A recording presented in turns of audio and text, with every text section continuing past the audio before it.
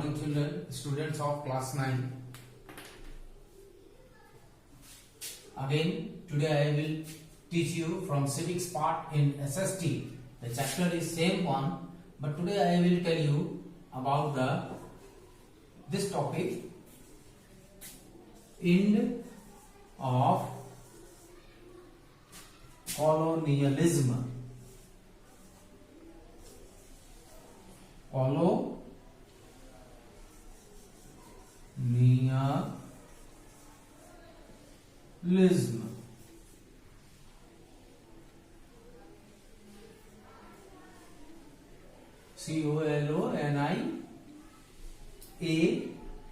colonialism. Colonialism.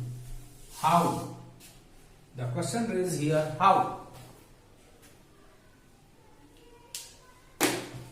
Okay. Now I am going to explain you. Try to understand. For a long time, most countries in Asia and Africa were colonies. Colonies, it means the country or the area was ruled by the colonial power, British government. Understood? It was under control of European nations and it was ruled by them. People of the colonized countries had to wage struggles to achieve independence. The people of that area, if they wanted freedom, if they wanted independence, then they had to struggle with colonial powers. They not only wanted to get rid of their colonial masters but also wished to choose their future leaders. Our country was one of the few colonies. You know that once upon a time our country India was also slave and the colonial powers were ruling upon us. The same thing. So our country had also struggled to get freedom. In the same way, another areas or countries were also there. They not only wanted to get rid of their colonial master but also wished to choose their future leaders. Our country was one of the few colonies where people carried a nationalist struggle to liberate the country from the colonial rule. Many of these countries became democracies immediately after the end of the Second World War in 1945. Here I would like to explain you the Second World War was started in 1939 and it was ended in 1945. Remember and keep in your mind, India achieved independence in 1947 and started its journey to transform itself from a subject country to a democracy. It continues to be a democracy. Most former colonies did not have such a good experience. The case of Ghana. Ghana is also area, a country in Western Africa. Where is Ghana? In Western Africa. That is a country. Illustrates the more common experience of former colonies.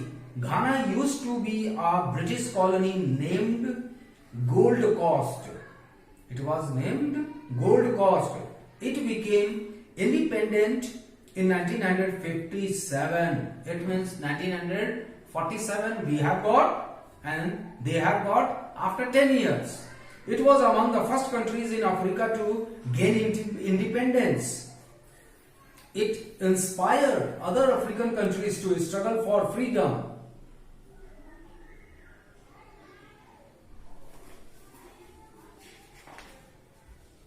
Now,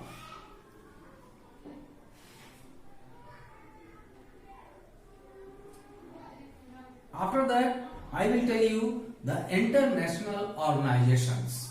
Some of the organizations are there.